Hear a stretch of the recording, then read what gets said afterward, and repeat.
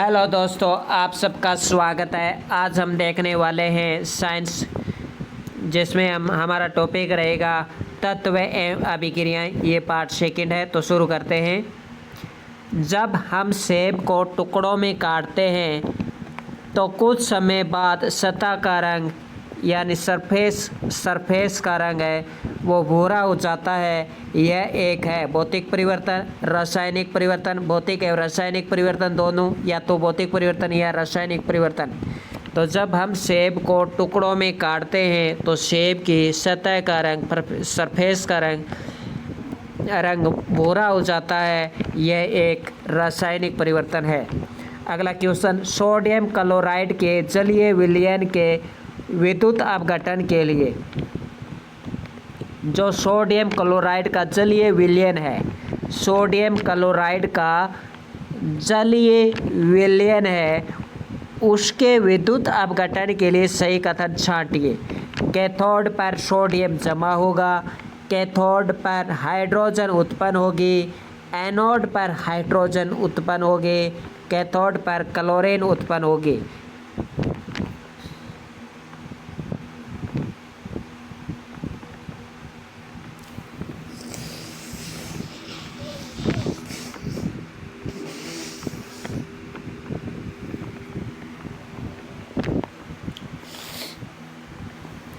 तो sodium chloride के जलीय विलयन के विद्युत अपघटन के लिए सही कथन क्या होगा?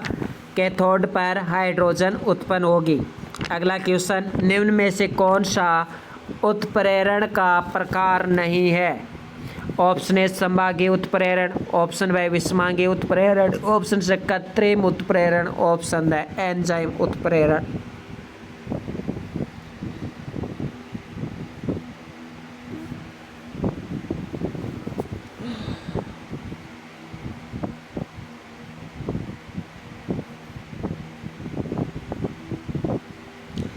तो उत्प्रेरण का प्रकार नहीं है कृत्रिम उत्प्रेरण। अगला देखिए, बाकी समांगीय उत्प्रेरण, विषमांगीय उत्प्रेरण, एंजाइम उत्प्रेरण, ये तो उत्प्रेरण के प्रकार हैं। निम्न में से कौन सी अभिक्रिया अपचोपचय नहीं है? अपचोपचय नहीं है। निम्न में से कौन सी अभिक्रिया? आराम से ऑप्शन पढ़िए और आंसर दीजिए। आपके लिए इसके लिए 30 सेकंड दिए जाते हैं।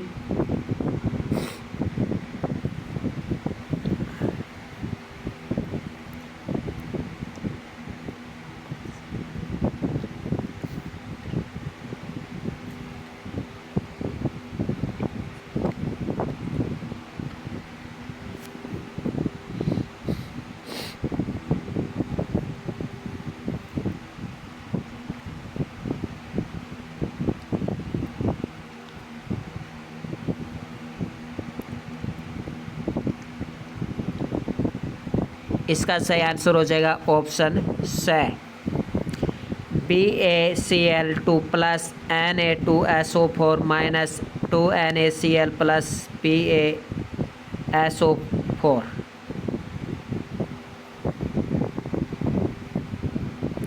अगला क्वेश्चन, काटने के पश्चात सेब का भूरे रंग में बदलना कहलाता है भौतिक परिवर्तन या रासायनिक परिवर्तन? अभिक्रिया 2Na प्लस Cl2 बराबर, देखिए 2NaCl में 46 ग्राम Na द्वारा त्यागे इलेक्ट्रॉनों की संख्या है। क्वेश्चन आपको आराम से पढ़िए और आंसर दीजिए। आपको इसके लिए मिलते हैं 30 सेकेंड।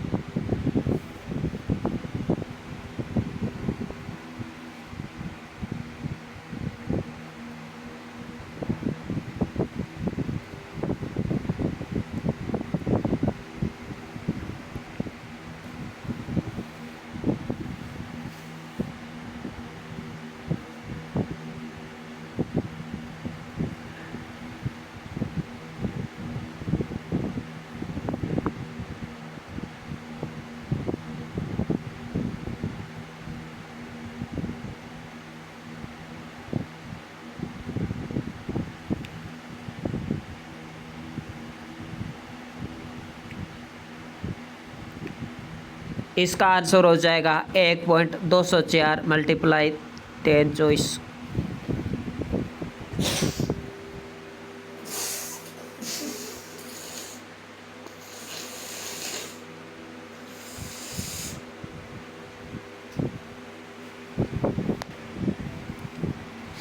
ध्यान से पढ़िएगा क्वेश्चन को। कौन सा विषमांगी उत्प्रेरण का उदाहरण है? जूम करता हूँ।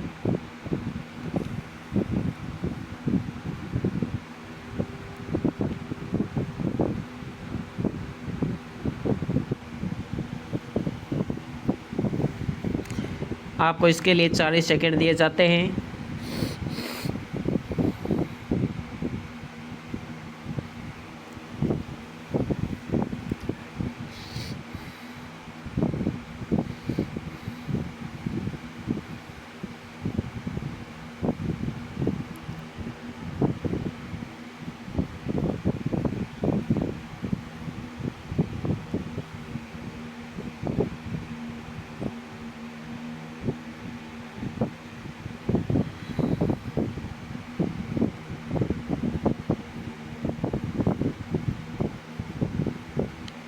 इसका ऑप्शन हो जाएगा ऑप्शन सी।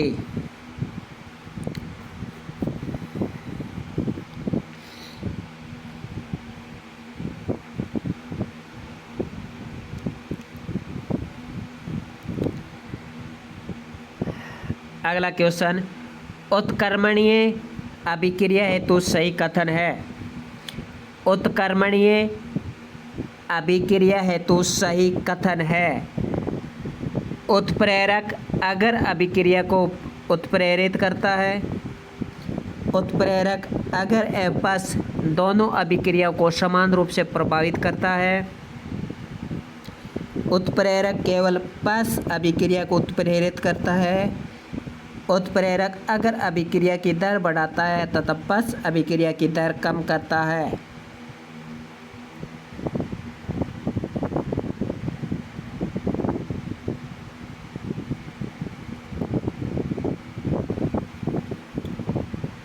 उत्क्रमणीय अभिक्रिया हेतु सही कथन है। आपको इसके लिए 20 सेकंड दिए जाते हैं। आराम से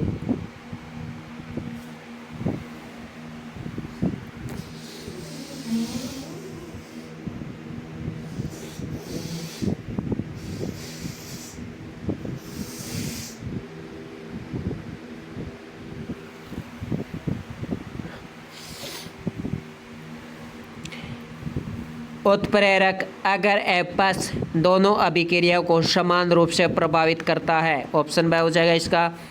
अगला क्वेश्चन, तांबे के बर्तनों पर नीले व हरे रंग का आवरण किस रसायन के बनने के कारण जमता है? तांबे के बर्तनों पर नीले व हरे रंग का आवरण किस रसायन के बनने के कारण जमता है? तो बताइए इसका सही आंसर।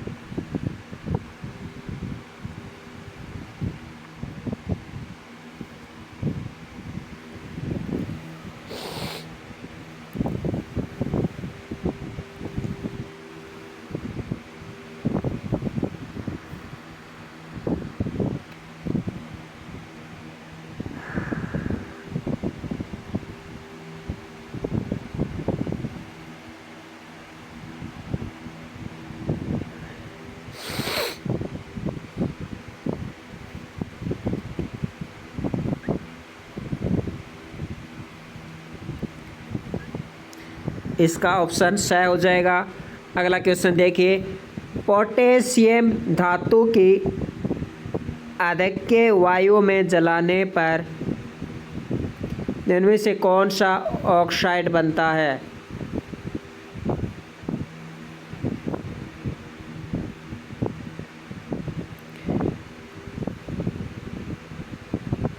पोटेशियम धातु को वायु में अधिक जलाने पर कौन सा ऑक्साइड बनता है? अगर हम पोटेशियम धातु को वायु में अधिक जलाते हैं तो कौन सा ऑक्साइड बनता है?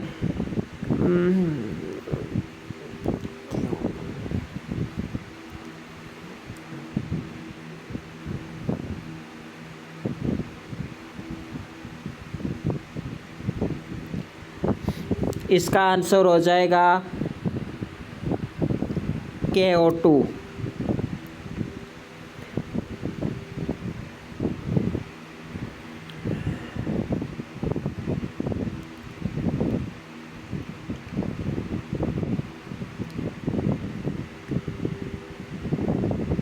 अगला क्वेश्चन, XaF4 की संरचना है वर्गाकार, समतलीय, चतुष्फलकीय, पिरामिडी यानी पिरामिड आकार का। ऑप्शन द त्रिभुजीय, द्वीप, पिरामिडी। XaF4 की संरचना है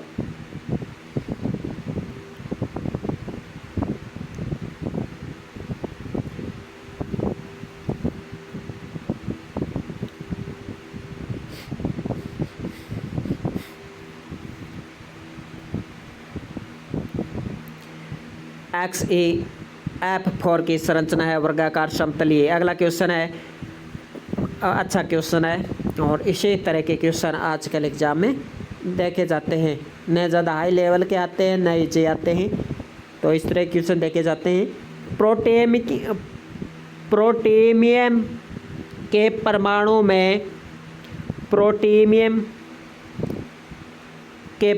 में न्यूट्रॉन की संख्या कितनी होती है? 2, 0, 4, 1। प्रोटियम के परमाणु में न्यूट्रॉन की संख्या कितनी होती है?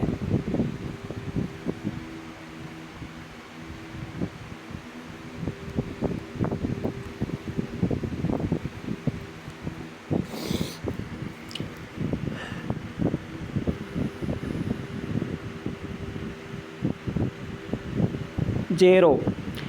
अगला क्वेश्चन देखिए, सुमेलित करें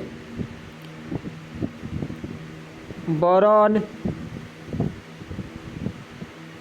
B, bromine Br, potassium Na, sodium K।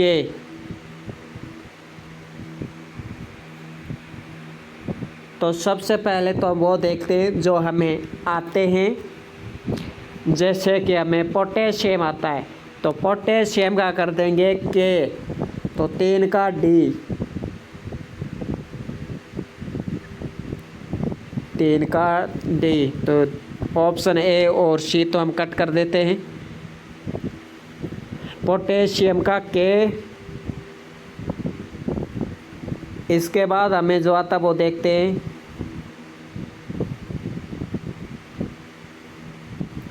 Boron का Br, एक का B, एक का B।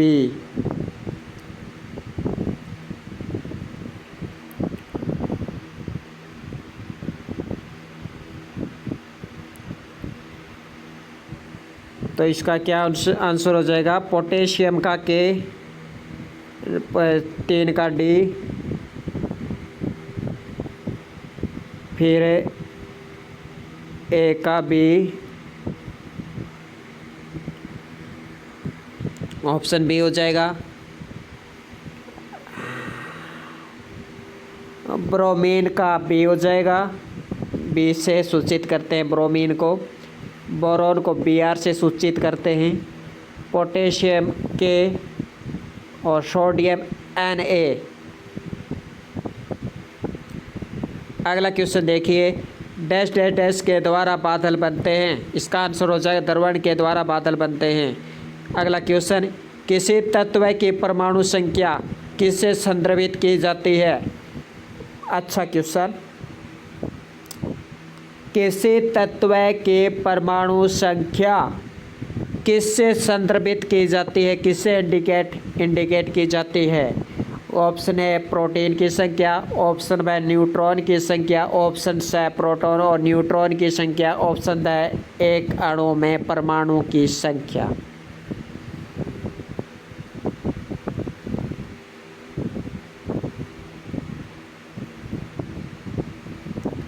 किसी तत्व की परमाणु संख्या किससे संदर्भित की जाती है?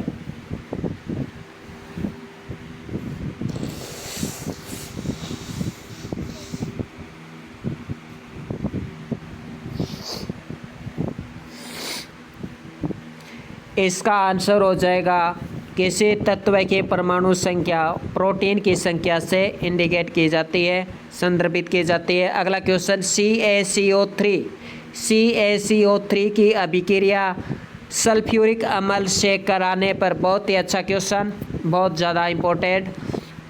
CaCO3 की अभिक्रिया सल्फ्यूरिक अम्ल से कराने पर निम्न में से कौन सी गैस बनती है?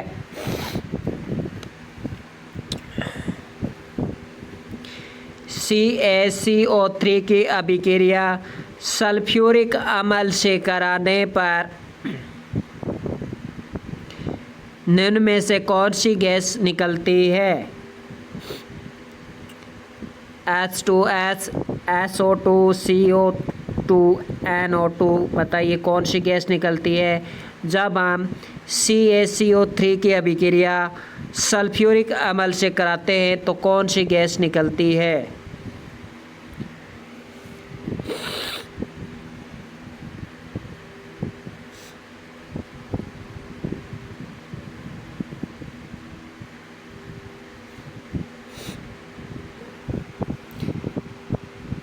तो इसका आंसर हो जाएगा CO2। CaCO3 की अभिक्रिया सल्फ्यूरिक अम्ल से कराने पर CO2 गैस निकलती है। अगला क्वेश्चन, किसी तत्व की द्रव्यमान संख्या किससे संदर्भित की जाती है? पीछे हमने देखा प्रोटीन, अब हम देख रहे हैं द्रव्यमान। तो किसी तत्व की द्रव्यमान संख्या किससे संदर्भित की जाती है? प्रोटीन की संख्या, न्यूट्रॉन की संख्या, प्रोटॉन और न्यूट्रॉन की संख्या, इलेक्ट्रॉन और प्रोटॉन की संख्या।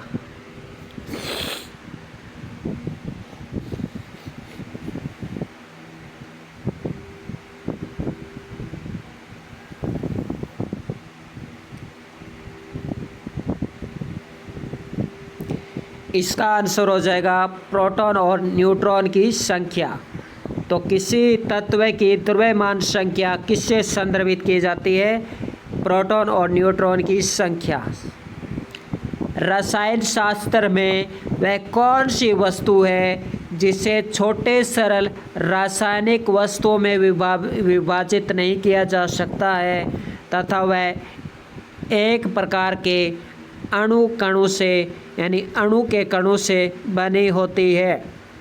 रसायन शास्त्र में वह कौन सी वस्तु है जिसे छोटे सरल रासायनिक वस्तुओं में विभाजित नहीं किया जा सकता है तथा वह एक प्रकार के अणु कणों से बनी होती है? ऑप्शन है कंपाउंड, ऑप्शन ब तत्व, ऑप्शन से गैस, ऑप्शन द मिश्रण।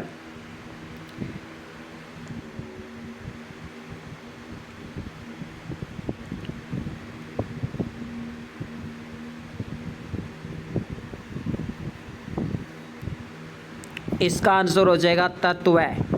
अगला क्वेश्चन, पदार्थ का ठोस से द्रव्य में बदलना क्या कहलाता है? तो हम सबको पता है, जब ठोस है वो द्रव्य में बदलता है, तो ठोस है जब वो द्रव्य में बदलता है तो उसे कहते हैं, बताइए क्या कहते हैं?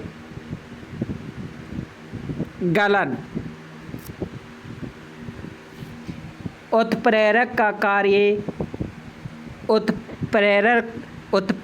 का कार्य किसी अभिक्रिया के वेग को घटाना है, बढ़ाना है, परिवर्तित करना है। तो उत्प्रेरक का कार्य किसी अभिक्रिया के वेग को परिवर्तित करना है।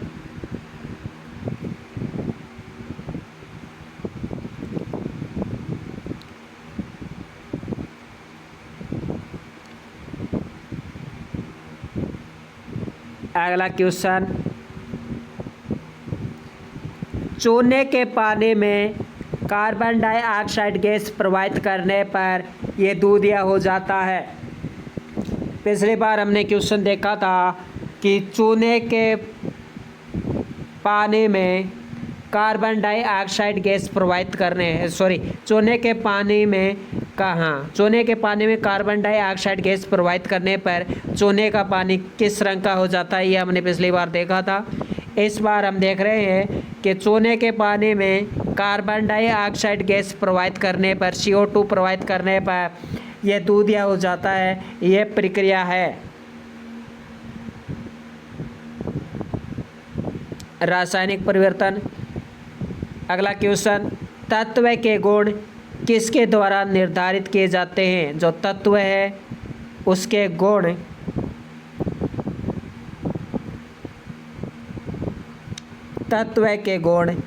किसके द्वारा निर्धारित किए जाते हैं? Option A proton, option B परमाणु क्रमांक, ऑप्शन सी परमाणु भार, ऑप्शन डी न्यूट्रॉन। तत्व के गुण किसके द्वारा निर्धारित किए जाते हैं?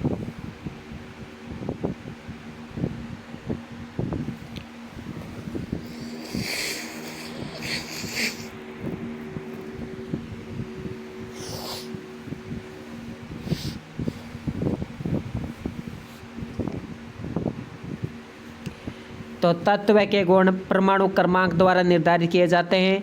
अगला क्वेश्चन, वातावरण में सबसे अधिक मात्रा में मौजूद तत्व है? Aluminium, nitrogen, silicon, hydrogen. तो आप सबको पता है कि वातावरण में सबसे ज़्यादा तो नाइट्रोजन होती है।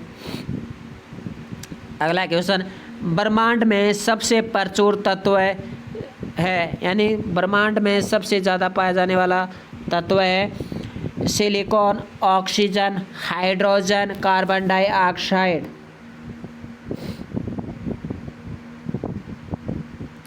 तो ब्रह्मांड की बात की जा रही है। ब्रह्मांड में सबसे प्रचुर तत्व है silicon, oxygen, hydrogen, carbon dioxide. तो इसका आंसर हो जाएगा हाइड्रोजन। क्वेश्चन को ध्यान से पढ़ना है। अगला क्वेश्चन, निम्न में से कौन सा एक प्रकार के परमाणु से बना शुद्ध पदार्थ है? बहुत ही अच्छा क्वेश्चन है ये। निम्न में से कौन सा एक प्रकार के परमाणु से बना शुद्ध पदार्थ है? तो कौन सा परमाणु से बना शुद्ध पदार्थ है, बताइए। तो इसका आंसर हो जाएगा तत्व। अगला क्वेश्चन, निम्न में से कौन सा एक यौगिक का सबसे छोटा भाग है जिसके गुण यौगिक के समान होते हैं? निम्नलिखित में से कौन सा एक यौगिक का सबसे छोटा भाग है जिसके गुण यौगिक के समान होते हैं? निम्नलिखित में से कौन सा एक यौगिक का सबसे छोटा भाग है जिसके गुण यौगिक के समान होते हैं? परमाणु, अणु, तत्व, मिश्रण, बताइए।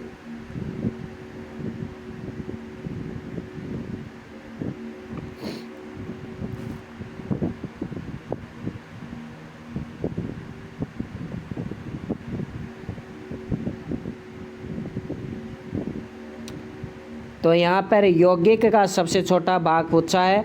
क्वेश्चन को आराम से पूरा समझकर पढ़ना है आपको। मुझे पता है जाता आंसर परमाणु देंगे, लेकिन इसका आंसर परमाणु नहीं होगा, इसका आंसर अणु होगा। अगला क्वेश्चन, निम्न में से कौन सा एक शुद्ध पदार्थ है जो दो या अधिक प्रकार के परमाणु या तत्वों से बना होता है? निम्न में से कौन सा एक शुद्ध पदार्थ है जो दो या दो से अधिक प्रकार के परमाणु या तत्वों से बना होता है? तो मिश्रण तो कई का होता है, और यहाँ पे मिश्रण शुद्ध भी नहीं होता, तत्व नहीं होगा। इसका आंसर होगा यौगिक। निम्न में से कौन सा एक शुद्ध पदार्थ है जो दो या अधिक प्रकार के परमाणु एवं तत्वों से बना होता है, यौगिक। अगला क्वेश्चन, निम्न में से कौन सा एक मिश्रण है? पानी, आयरन सल्फाइड, समुद्र का पानी, ऑक्सीजन। कौन सा एक मिश्रण है? पानी, आयरन सल्फाइड, समुद्र का पानी, ऑक्सीजन।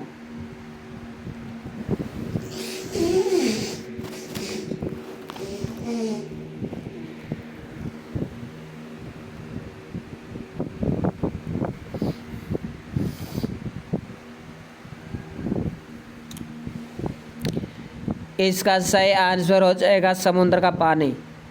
अगला क्वेश्चन, निम्न में से कौन सा एक यौगिक के रूप में और एक अणु के रूप में वर्गीकृत किया जा सकता है?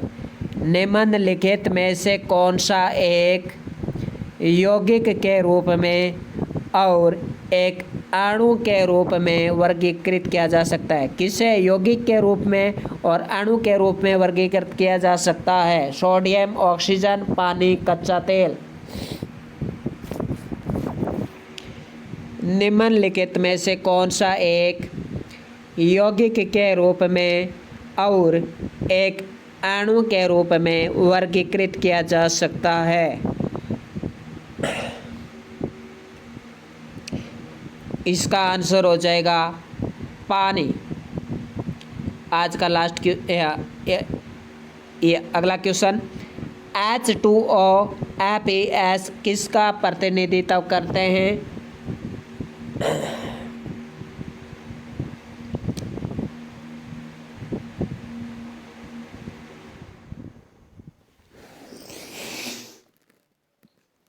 इसका आंसर हो जाएगा यौगिक।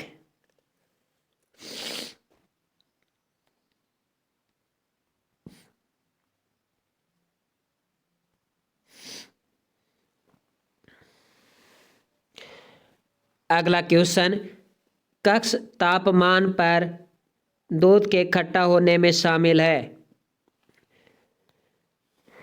तो दूध खट्टा हो रहा है, यह रासायनिक परिवर्तन है। अगला क्वेश्चन, किस प्रकार के परिवर्तन में एक नया पदार्थ बनता है? सबको पता है नया पदार्थ किस प्रकार के परिवर्तन बनता है? रासायनिक परिवर्तन बनता है। जैसे लकड़ी को जला दिया, राख बन गई। अगला क्वेश्चन, निम्न में से कौन सा एक रासायनिक परिवर्तन नहीं है? मोम का पिघलना, लोहे में जंग लगना, मैग्नीशियम रिबन का दहन, मोमबत्ती का जलना। तो देखिए, मोमबत्ती का जलना तो रासायनिक परिवर्तन है, लोहे में जंग लगना रासायनिक परिवर्तन है, मैग्नीशियम रिबन का जलना रासायनिक परिवर्तन है, लेकिन मोम का पिघलना रासायनिक परिवर्तन नहीं है। कौन सी जंग रोकथाम की एक विधि है? अच्छा क्वेश्चन है ये। तो जंग रोकथाम की एक विधि है, यानी लोहे पर जंग ना लगे।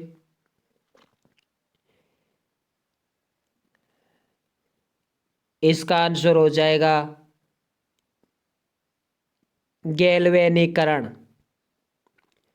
अगला क्वेश्चन, अपनी सतह पर संरक्षित परत के निर्माण के कारण कौन सा तत्व कम अभिक्रियाशील हो जाता है? Argon, copper, helium, aluminium. आराम से क्वेश्चन पढ़िए, आपको 30 सेकंड दिए जाते हैं इसके लिए।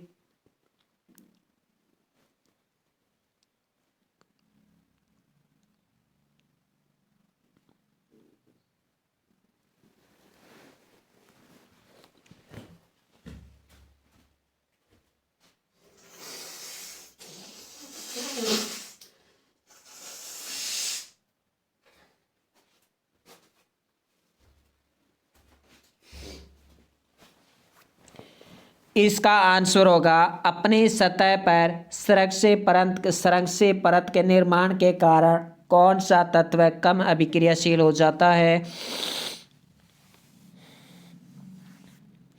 इसका आंसर होगा एल्यूमिनियम।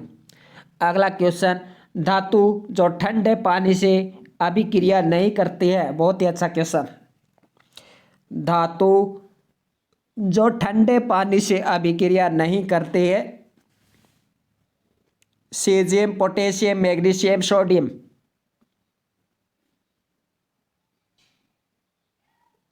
इसका आंसर हो जाएगा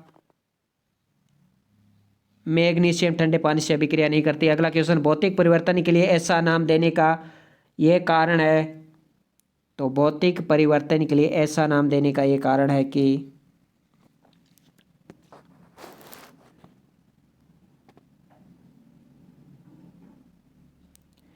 परिवर्तन केवल भौतिक गुणों में होता है। अगला क्वेश्चन, निम्न में से कौन सी धातु सबसे ज्यादा अभिक्रियाशील है? बहुत ही अच्छा क्वेश्चन है ये।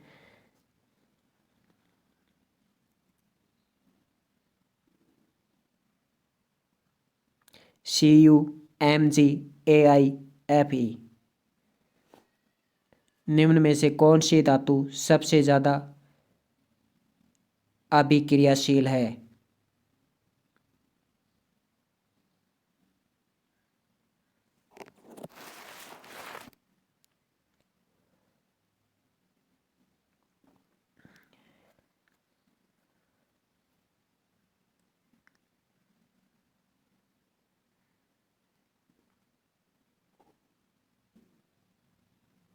इसका आंसर हो जाएगा ऑप्शन बी। अगला क्वेश्चन, कौन सा एक भौतिक परिवर्तन है? भोजन पकाना? नहीं। लकड़ी जलाना? नहीं। फलों का पकना? नहीं। लकड़ी के लट्ठों को छोटे छोटे टुकड़ों में काटना, यानी लठ है लठ, लकड़ी को छोटे छोटे टुकड़ों में काटना। और आज का इस वीडियो का लास्ट क्वेश्चन, फिनोल फतेलीन क्षारीय माध्यम में घोल को डैश डैश रंग में बदल देता है। भूरा, गुलाबी, पीला, लाल। आराम से क्वेश्चन को पढ़िए।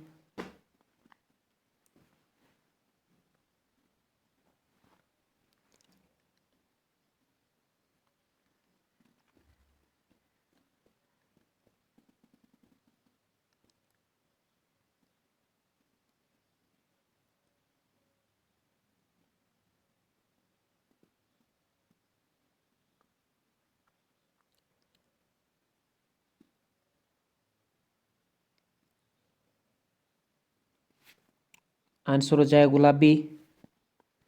तो आज के लिए इतना ही। धन्यवाद।